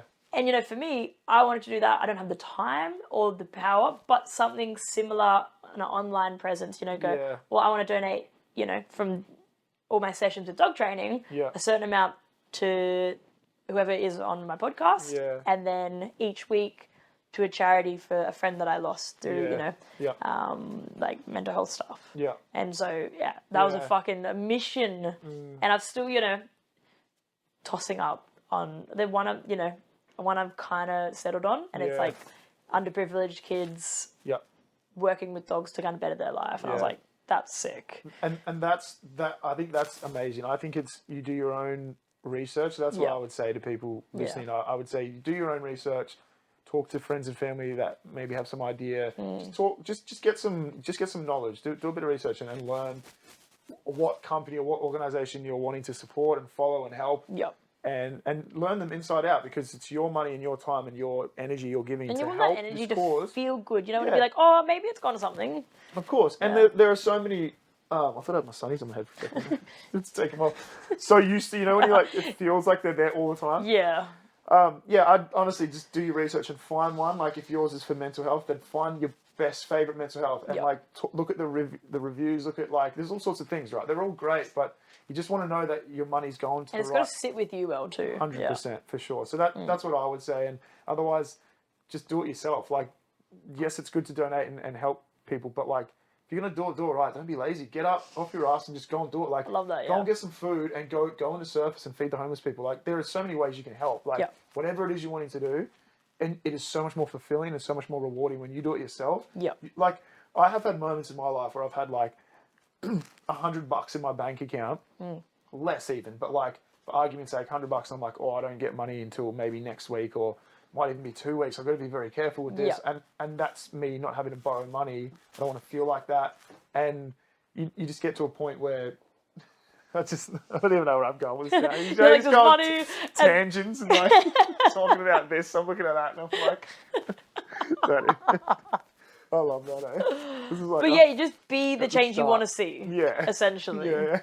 I agree. I wholeheartedly 100%. agree. Yeah. It's well, I mean, set your own example, right? Just fucking make your own riff. Just do what you want to do. I mean, that's all I fucking do. I'm like, you know what? I want to do that. I have no experience in this. I'm going to do it. Or like, yeah, you know, with those, mental health means a lot to me, and I want to make an impact the way I know. Yeah. And for me, exactly. I make a lot of money dog training, and I'm very busy. I don't need all that money. Yeah. I can put that money into other places. Yeah. And that makes me feel good and smooth it over. So. And you do it. Honestly, and that's what it is. You feel good about it. Yeah. You're gonna want to do it more. Like. Well, that's what we're here for. We're here to kind of pass that love and kindness on. And it's like, yeah, you can make all this money and you can do all these cool things and have fame and have all this stuff. But if you're not doing anything with it, what's the point? It defeats the purpose. It's just a waste. It's like, Yeah. give it to someone else who can then do something with it. You know? Your business, your whole reason you're big on the socials. You got to be following. Music. Yep. Yeah. So that's what I do. Completely skipped over it. Singer, musician. Yeah, been doing it most of my life, I guess. I've been singing since I was probably like 7 or something. Yeah. Okay. So I've been, grew up doing it, love it. Did you do anything professionally? Because like quite a good singer. No, the first show I did was The Voice in 2019. Yeah. And So how did you like prepare for that then? If you had no. yeah, I was so nervous. It was you can't really prepare for stuff like that. You just do what you can do. And Yeah. it's the best thing I did because I don't remember my first audition. I was so nervous. You But then don't remember anything like what song you sung? No, I do. I remember all that. I just don't So remember. what was the song? Dancing on My Own, Callum Scott. Nice. That was the first one, and yeah, but it's like experiencing that and then singing in front of heaps of people that size is fine. So it's like getting that kind of stuff out of the way. But yeah, that was the first kind of like rise of the music, I guess, here, and then just followed from there. I was like, that was when I realized this is what I enjoy doing. Yeah. I want to see if I can do this and make money with it, and you know what I mean. So started gigging, kind of like on and off, doing little like random things here and there. I wasn't like gigging full time. Yeah. Did you get much from The Voice in that way, like shape and form? You know, people like, you're from Yeah. here. Yeah, it was the first few months were pretty crazy. Yeah. You get quite noticed, and I got a lot of business out of it. Like just like appearances. A lot of appearances. You go do a few songs and just lots of random things. Really cool though. Kids' birthday parties. Yeah, pretty much. So many random things, and Yeah.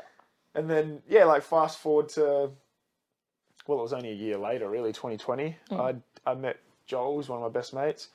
He's got a lot of success in the music industry too, and he had just come back from the States, and we linked up at a party and just started talking about Best is music, and innocence. pretty much the rest is history. Yeah, and Yeah, that's awesome. we linked up. And should we do some music? Kind of, just played around, jammed, had some fun, and then we're like, let's get a couple of gigs lined up, smashed them, had so much fun, and we're like, let's start a business. Why not? We're doing what we can do, and And what's that business called? the Burley Boys. We love that. We love Burley that. Boys. Available for hire, everyone. Check them out Available for Instagram. everything, weddings. That's mostly our thing. We Oh, you focus like on weddings? It's more like corporate corporates. functions. Birthdays, end of year parties. So no country things, no yeehaw. We've done a lot of gigs out in Toowoomba, and like we do everywhere. We do it, and we play everything from 50s to current music, all genres. Yeah, that's awesome. So when people are like, oh, we get a lot of we get some good bookings and stuff. But if people kind of look at us and think because we're a bit younger to the older crowd, we get good repeat referrals from our older crowds now because we sing more older songs than new songs. And when we do, people are just like, Oh how my the fuck god. do you know that? Like we can sing, we can pretty much do everything, you know what I Yeah. mean? So I'm really like happy with that and how far we've come together, and yeah, it's still a long way to go. It's still like quite early days. Well, yeah, but, when did you form it as a business? oh, honestly, like only 2 years ago max. But we didn't really start taking it serious and like you know, using it properly as our music kind of, you know, way of working and doing music stuff until like this year. Okay, so it's still pretty fresh. Very fresh, and sick. we're still doing our own things on the side, trying to, you know, like I want to study too. There's all sorts of things we're trying to do, so we're trying to keep that as It's a little side hustle. yeah, Yeah. it is, but it isn't. Like it's a great industry to be in. There is good money if you know the right people, good contacts, get the right gigs. It's all about networking, hey? So much, yeah. But it's also a very frustrating industry to be in. Like you can go so long without work, and then you can get work and make decent money. Yeah, still early days. Like we're still working on other things on the side. Yeah, other side. Oh, that's right. Yeah, like Mazda and stuff. You want to shout out any of the people you're working with? Shout out to Mazda's crew. Who's your man? Luke's the car man. Go see Luke Camilleri. We love. We'll look after you. No, they're awesome. They're the best, and yeah, they're like family to me too. Those guys. So doing some stuff with them tomorrow. It'll be a big day. But yeah, that's awesome. That's sick. music wise, like yeah, that's it. Like I love music. I'll always sing forever. There are other things I want to do. People probably don't see that because, like I said, what you see is what you see on the profile too. People just think, oh, he's a singer or whatever. I mean, that's kind of good though. Like having some stuff you don't put out into the world just allows you to focus on it. Oh, for sure. I know. And nowadays, like with social media, I should be using a lot more than I do with my music as a business and whatever. But just get a social media manager. To get a content creator. I should be. I need to use it more. I just like don't really care at the moment. You're doing your own thing. I think it's cool. Yeah. I think it's really cool. But it is good, you know, that you were so, I guess, active when you did the voice stuff. A lot of connections. Like, I would have never probably messaged you if you weren't so active. Yeah. You would just disappeared into Instagram land. Yeah. But yeah, it's good to see some clips up there. Like, one of my favourite clips that you, there's a Billie Eilish song, I Don't Want to Be You Anymore. Yeah. I love your cover of that. It's same. I love that song. But yeah, it's just like so cool to have. Like, Instagram and social media is hard like that. I have seen things comedy wise or singing wise. I'm like, I would never see that in person. Yeah. I would never see that soul and that that funny stuff. Yeah. Otherwise, but then in the other hand, you know, like all the terrible things that are going on in the world, they're also there. So it's like exactly. fucking pick your poison. Catch-22, eh? It really is easy to get addicted to. Yeah. Oh, that's good. So, Burley Boys, check him out. Book him for your gigs. Anything. Worth it. He's a vibe. Does anyone that, other than your dad, that you've lost or you know that's struggling with mental health that you kind of want to shout out, support, or mention? Yeah, there's been like a couple of close friends of friends and stuff that have lost, like that have taken their lives or lost their lives to drugs. Yeah. And it's like, yeah, I guess it's dad's obviously the closest, very close to home. Yep. It's happening so much more now. Like it's just such an easy thing for people to go, oh, fuck it. And it is a hard topic to talk to because everyone's different with the way that they deal with the subject and all that kind of stuff. So yeah, it's never easy, but like I think real conversations make it easier. It does. And like if it's not like, are you okay? Can I call someone? But it's like, hey man, what the fuck's going on? Like exactly. And like life is fucking amazing. Life's hectic. It gets busy and life gets shit. Like that's life. It's a roller coaster. It's never gonna be fucking like this all the time. Yeah. But people have their shit times or something goes wrong or whatever it may be. And I know there's levels. You can have a shit day and then there can be extreme things where like what's going on in fucking Israel and Palestine and stuff right now. You know, it's like I get it. So much. It's a very different worlds we live in, but it's not. And yeah, I think for us here who we're safe, like yes, you can have your struggles, but it does come down to us at the end of the day. It does. It really does. And it's like I said to you before, it's not easy, but it's not hard. Yeah, I love that. No, that's good. That fucking whacks my mentality right back in. I'm like, oh, hell. But it's so true because we complicate things. It's like the task that you want to get done is really not that hard to help yourself. Unless you have ADHD. Unmedicated. That's when we have a doobie. Focus time, boys. You must be due for one, surely. Mate, where's my assistant? Bring it out. Pass it around. He's got some wild, like, prescribed stuff. There's sativa, there's indica, so you can, like, your day one, I learned all this shit Different over this year as well. percentages. Yeah. And, yes, I think it'll change though. Like, we're you can behind.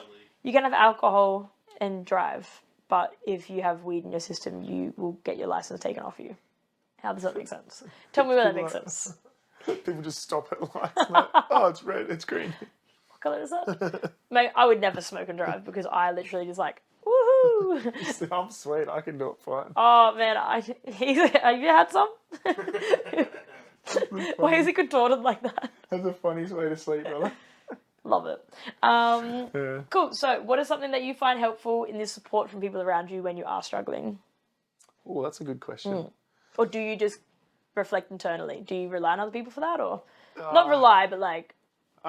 See, I think I used to heavily like depend on other people, whereas now I don't. So I do a lot of my own kind of like internal work, and just again, it's just I kind of just float by and just whatever feels right. I'll listen, But I do have good people around me, good friends, good family. So if I Makes a difference. if I ever need them, if and when, I call some of my mates sometimes. Like, hey, told my mate the other day, we were talking, and we're having a bit of a laugh, and then I was just like, I was having a bit of a shit day, and he's like, oh, what? Like, it's a real change of one. I'm like, He's sorry, like, wait a bro. minute. Just wanted to get it off. He's like, no, yeah, go for it. And we're just talking. I was like, yeah, just telling him a few things that were going on. It's all good. And then it was a really nice conversation. And then when I left, I just broke down in the car and just like cried all the way home. But it let the felt emotion so out. good. Yeah. It was like, and then I would stop and I'd look in the mirror and I'd start laughing at myself. Like, what are you doing? You're like, why are you crying? And then because of that, I would like break down even more. But it was just like releasing emotion. You know what I mean? And guys are so scared to talk about that or admit it. I don't give a fuck. Like, I felt so good after it. And I tell you right now that I guarantee that expression and being able to do that and feel comfortable and good about it will shit all over any of these big guys that think they're okay and they're not. You know what I mean? Like. It's an emotion. You should cry. Let yourself cry. Cry whenever the fuck you want. You cry. You laugh whenever you want. Exactly. Imagine if you're holding your laughter. Yeah. But I think some people, I guess, don't or aren't comfortable in those situations to let it out, so they bottle it up and then they just don't feel emotions. And they just get like, I got to that point when I was much younger and I was, very suicidal, and I was like, well, you become numb. I feel nothing. And then for ages, even now I feel something and I'm like, you got to let it out. Yeah. You have to feel this, because if you don't, you're gonna get back into that territory and not feeling it. Don't judge yourself either. You're allowed to feel shit. I've done the crying and looking in the mirror, and I'm like, what the fuck are you doing? Just let yourself to feel it, and then move on. Don't feel that for like 3 days. Like, just feel it out. All good. Move on. Yeah. Like, figure out what's going on, and then fix it. It's like I said. Cool. So phone calls for easy, your friends are kind of like a good way to reach out and be like, hey, I'm not doing that great. Phone call or just catching up with your friend, like, hey, it's not hard to have that conversation, but we're embarrassed. It's like, just talk. Just honestly, just talk to your mate. Just say, fuck, I don't feel good, You might have a little laugh about it or something, but you might just be able to get that little bit off your chest to feel good. Yeah. It is hard. I get it. People like, there are certain things you're like, I just can't tell anyone that. That's or up. in your own time. Yeah. Yeah. And so, but people need to realise that you can call someone, you can text someone, you can meet up with someone. There's always support. Different ways to let people know you're not okay. Yeah. Always ways to support. It's like when you think you're 100% alone, and I mean, like, there's nothing on this planet that'll convince you that you're not alone. Like, you're so convinced. No, you're 100% alone. You're not. Yeah, literally. It could be a random person at a bus stop, but it's still someone, yeah. But it's not even that. Even when you think everyone in your life that is in your life has neglected you, that's the devil. That's in your head. Like, that's not you. Since when? When you were feeling good mentally 3 days ago or 3 weeks ago, those people in your life were still there. Why are they not here now? Talk to them. You're scared. It's fear, and that's okay. But like, nothing else has changed other than the thoughts in your head. That's a deep dive. That's good. True, I think so. You're like, I could talk about this for hours. No, that's good. Yeah. Awesome. And what do you do if you ever reach a crisis point to bring yourself back down from that? Other than before you're reaching out for help, once you get to that point. Just if you've ever got to that point. Don't do that. I honestly, like, I would like say very similar to what I just answered. Like, it would be. It would be very dependent on the situation and how you're feeling. You've never had a situation like that where you kind of would really like, this is fucking out of control. Yeah, I don't know what to do. When I was a bit younger, and I went through like my first ever heartbreak with my first girlfriend. Rough. How old were you? You're 25. 20. Early, like 2019, 20 something. Yeah. And it eventually got the better of me after weeks and months of being broken up, and I got quite depressed and was partying. Like my mum saw it, and so my mum brought it up with me, and then I just broke down to her. It was just like, it was the first time ever. So having that support there, that was a pretty big breakdown for me. Yeah.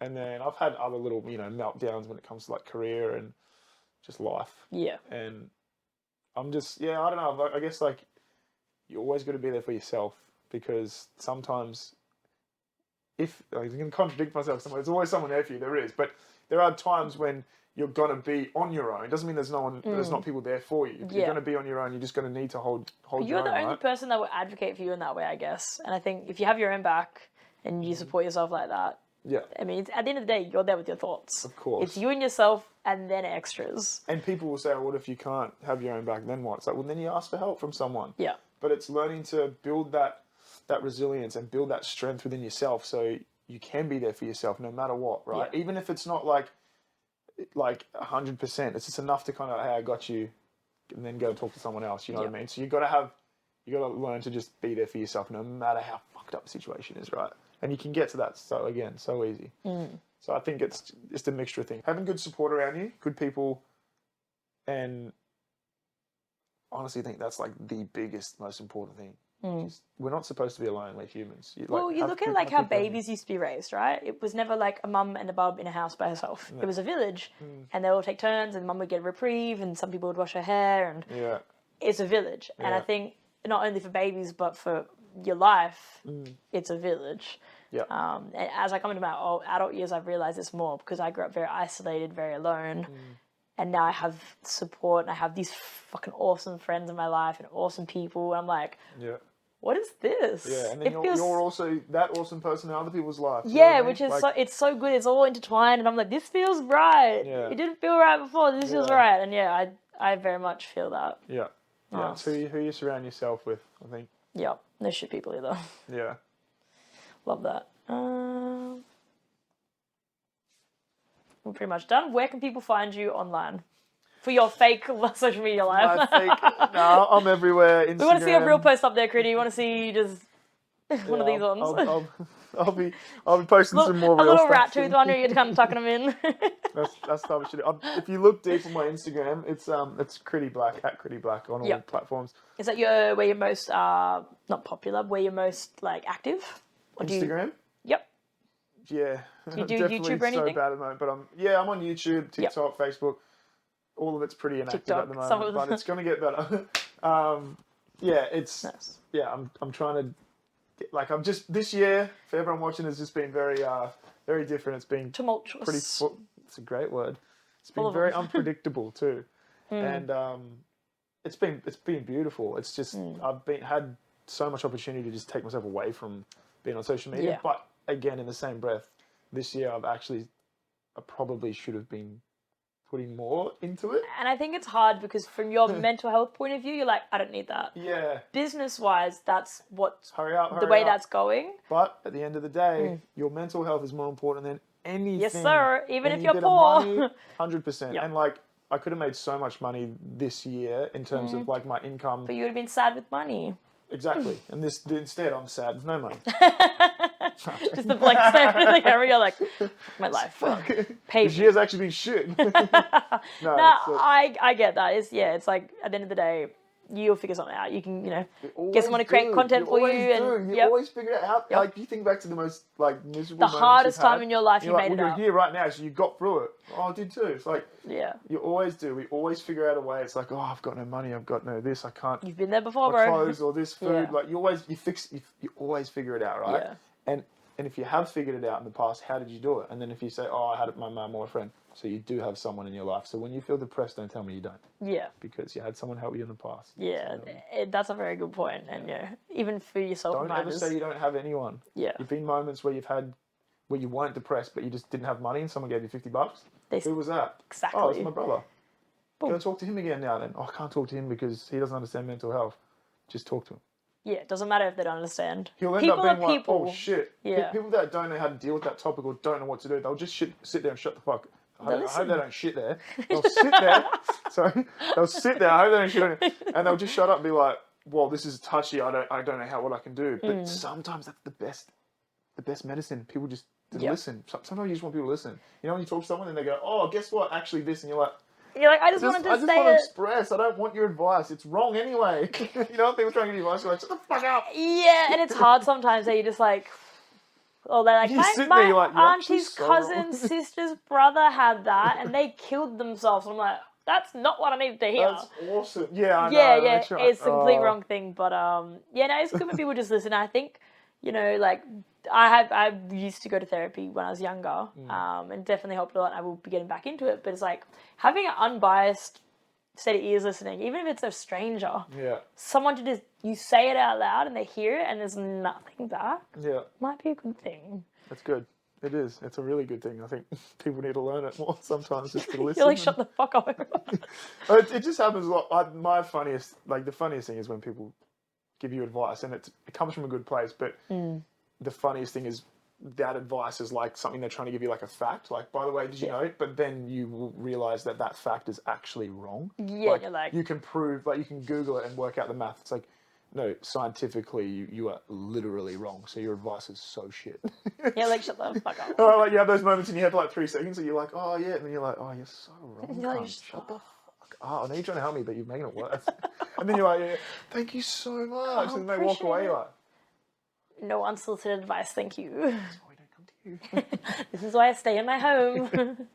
Yeah, No, no, fair. but yeah, I think having people around you is the biggest, and like you said, a therapist too. If you can find a good therapist, it's just another avenue of talking to somebody. Yeah, and there's all and different kinds too. Like some aren't really super talky. I could talk trial about and mental error. health for forever, but I want to stand the science behind it. And like Yeah. I went to a neurologist and Yeah. a psychologist, but he did more neurology, and it made me understand why my brain was like that. And I was like, Yeah, I still to this day appreciate that more than talking about what happened to me. yeah, I was like, that's fucking worth its weight in gold. yeah. It's trial and error too. Like I've seen 3 or 4 different therapists over the last decade. Any stick? On and off, and one did in the end, and I would go back and see that therapist for sure if I ever needed. I think it's super healthy. If you can, you have access to a good one, and it's helping you, and all sorts. You should be seeing a therapist as often as you can, even if everything is perfect in your life. I think that's really I good think advice, eh? It's a positive thing. Teaches you how to deal with it before it kind of gets to that and crisis you point. just you're getting stuff off. You're able to deal with certain emotions, like you said before they happen. And there's so much like positive. I think we should. There's a stigma around it, and if you can, like I said, if you have access to it and you can see a therapist, even if you truly 100% believe in yourself that nothing's wrong, you don't need to just see a therapist because something's wrong. Yeah. Like Just chat. it's like anything in life, though. Like if you're good at footy, do you play footy when like if you're Oh, it's like dog you don't training is play a really wrong, good like, example. You know, don't like play- you can do it without your dog being bad. You can just do it to improve your relationship, exactly. It's good at It's always which you should definitely do some more sessions. intense. See Jaimee. Eagle boy. I mean, He's that's done probably great. one of the best he's done. So if you want your dog that good, Yeah, if your cameras can see, we've got 3 dogs holding a down position, and we've been filming for like 2.5 hours. So he's the only one that's moved a few times, and he's center of attention. he's a baby. His dad's too busy to train sometimes. He's just waiting for me to say that F-R-E-E. I know, right? You say it, and they're all gonna go. But I love that this passed Oh, out, should and he's like, I'm ready. Should we say the word? In a second. Is there anything else you want to add? Well, you've got the stage lights, everything. Jamie's the best. Wow, thanks. I missed the best. Huh? Jamie's the best. Oh, I think you said I missed it. I was like, what did I miss? Yeah, you missed everything. Yeah, James, alright. Cheers, brah. No, I don't know. I don't really have anything else good. other than You don't have to- thank you for having me on here. My pleasure. This is I awesome. have been holding Finally got out. here. Yes. Yeah, it's been awesome. And yeah, definitely. I wanted to get you on this. Obviously, you got a big following, but I don't really care about that. I like the vibe you have. You're so honest with yourself. Yeah. You're honest with other people, and I think that's really, really rare these days. So Thank you. I appreciate everything you're about, and you're just a really cool guy. I appreciate you having me here, and it's good that we linked up on Instagram Yes, sir. for some dog advice to find out you're a fucking trainer, one of the best that there is. Yeet. Had sessions with you now. We've built a friendship. We're close. You know, like I love that, and that's what life's about. And Yeah. I think You never you're know an amazing where person. a DM will end you. No way. Look where we're here now. This is just like a stepping stone into whatever's about to come. Do you know what I mean? Yeah, easy. So there's always help out there for everyone in here. Like I said, it's easy. It's hard, but it is so easy. It's just picking your poison. Words to live by. All right. Well, I reckon we rippity wrap. You can say the word now if you want. Free. Oh wow! Okay, buddy. Woohoo! Cooper Oh, free. you just Yeah, you guys win. Triple literally. He's like, fuck yes. come here.